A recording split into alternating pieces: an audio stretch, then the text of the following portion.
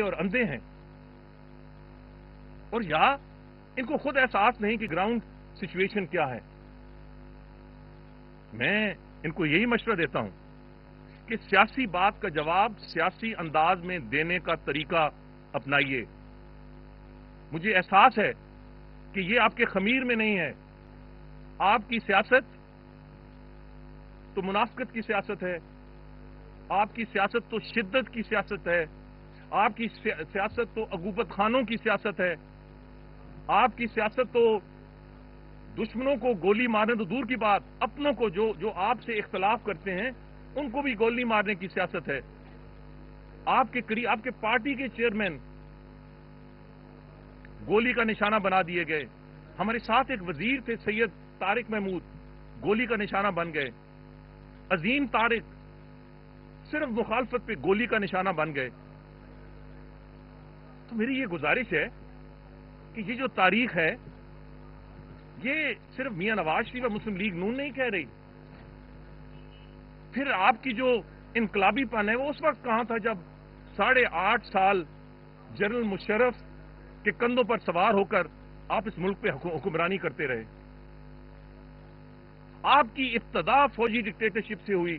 General Ziaul हक का आपने नाम तो लिया, मगर यह कहना भूल गए कि आपकी पार्टी की बुनियाद ही उस वक्त जमात इस्लामी और जमीयत उलमा पाकिस्तान के मुकाबले में इसलिए रखी गई कि उस वक्त के हुक्मरान चाहते थे कि इन मजहबी जमातों को साइड लाइन किया जाए। आप इनकलाब की बात करते हैं तो उस वक्त आपका इनकलाब कहां था? हम जातियात पे नहीं जाना, हम सियासत की बात करना चाहते हैं। मगर अगर इसी जबान में हजरत बात करते रहे तो फिर हमें मजबूरन इनकी बेगम का बयान जो इनके हवाले से है, इनके किरदार के बारे में है, इनके जमहूरीपन के हवाले से है, वो हमें मंजर आम पे लाना पड़ेगा। हमें उस रिहैबिलिटेशन सेंटर लंदन से थोड़ा बाहर, जहां एक शख्स एक मखसूस बीमारी के लिए दाखिल हुआ जिससे अभी तक वो निकल नहीं पाया, हमें उस रिहैबिलिटेशन सेंटर के जो चंद वर्क हैं वो मंजर आम पे लाने पड़ेंगे। और हद तो ये है कि यहां इनकलाब लाने चले हैं ये पाकिस्तान में, मगर इन्होंने वफादारी का हल्फ लिया हुआ है मलका बरतानिया का, पासपोर्ट है मलका बरतानिया का। और ये भी कोई ना भूले कि मौसूफ जब जनरल मुशर्रफ के दौर में हिंदुस्तान गए थे तो वहां एक हमारे दुश्मन मुल्क में तकसीम हिंद के खिलाफ जो इन्होंने बयान, हिंदुस्तान की तकसीम के खिलाफ जो बयान दिया था वो हम सब के सामने है। तो ये इसको न छेड़ें। हम अब भी कराची के अवाम, हैदराबाद के अवाम, तमाम जो अवाम है उनकी जो मैंडेट है उनको एहतराम करते हैं, जो वोट दिया उन्होंने, जो यहां उन्होंने असेंबली में लोग भेजे हैं।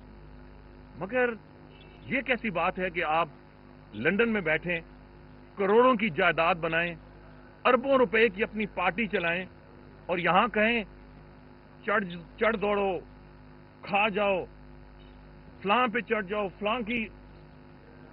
ये तो पहले फैसला करें कि ये इनकलाब आप पहले बरतानिया में लेके आए, अपने मुल्क में लेके आए, और फिर मनाजरे का एक ऐसा शख्स जो पाकिस्तान में पिछले 19 साल से नहीं आया, यहां सैलाब आए, जलजले आए, बारिशें हुई,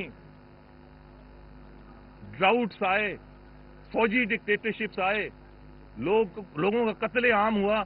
19 साल से ये बड़ा जमान है एक बहुत ही अच्छे माहौल में, करोड़ों की जायदाद में, और कहते हैं ये पाकिस्तान में इनकलाब लाएंगे। अगर मियां नवाज शरीफ ने इस हवाले से सिर्फ वजाहत कर दी कि भाई आप उधर से बैठ के क्यों ये बातें करते हो, तो कौन सी गाली दे दी। हां, दूसरी तरफ डॉक्टर जुल्फिकार मिर्जा ने जो कुछ कहा, न सिर्फ इस दफा बल्कि पहले असेंबली में खड़े होके, वो तो बात आपको नागवार नहीं गुजरी। वो तो आज भी आप उनके हलीफ बन के बैठे हुए हैं, आप अपनी हुकूमत छोड़ने के लिए तैयार नहीं हैं। तो ये सारी बातें मैं नहीं करना चाहता था। ہمارا ایک اچھا رشتہ ہے یہاں جو ایم کیو کے ہمارے اکابرین ہیں، ہمارے پارلیمنٹیرینز ہیں.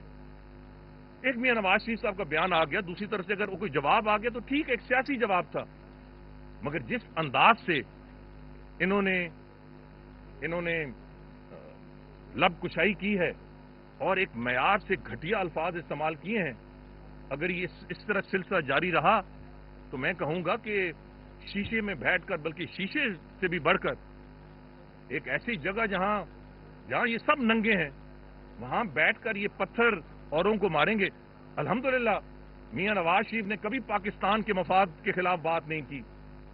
الحمدللہ میاں نواز شریف کو ایک فوجی ڈکٹیٹر نے باہر ضرور بھیجا، مگر پہلی ان کی کوشش تھی واپس آئیں، اور وہ واپس آئے. آپ 19 سال سے آپ کی حکومت ہے سندھ میں بھی اور وفاق میں بھی، آپ کیوں نہیں آتے؟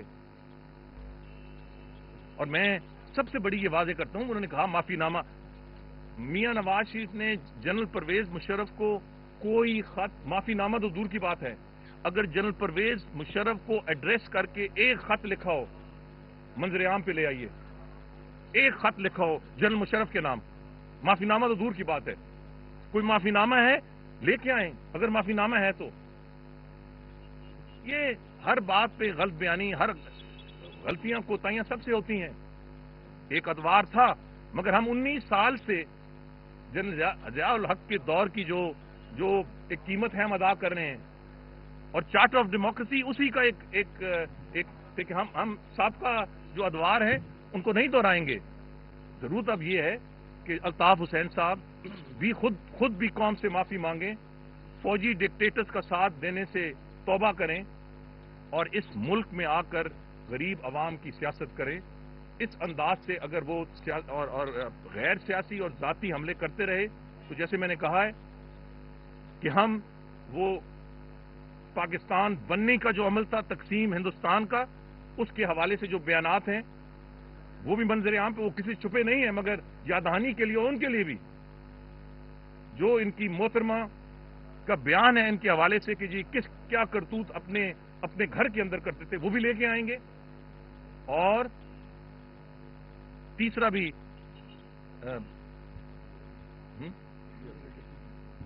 ہاں، اور جو لندن کے ایک ریہیبلیٹیشن سینٹر کا میڈیکل سرٹیفکیٹ ہے وہ بھی ہم سامنے لے کے آئیں گے، تاکہ قوم کو بھی علم ہو کہ بہت سارے وقت میں جو یہ کہہ رہے ہوتے ہیں یہ ہوش میں نہیں ہوتے.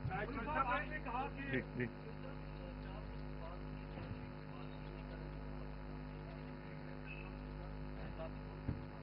مجھے یہ نہیں پتا جی سر. جی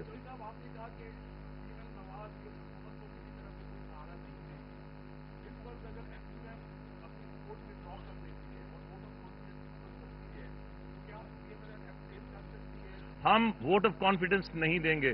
دیکھیں اس میں آئیں بائیں شیں کا کوئی مسئلہ نہیں ہے. ووٹ آف کانفیڈنس میں جب تک ووٹ نہ دو، ایبسٹین کس لیے کریں گے؟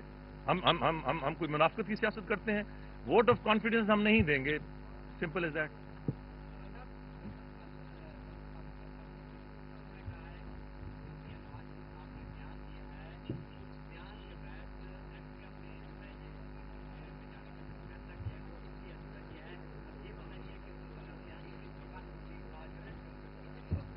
اب مولانا فضل الرحمان صاحب نے جو کچھ کہا ہے، ظاہر ہے انہوں نے اپنے نقطہ نظر سے کہا ہوگا.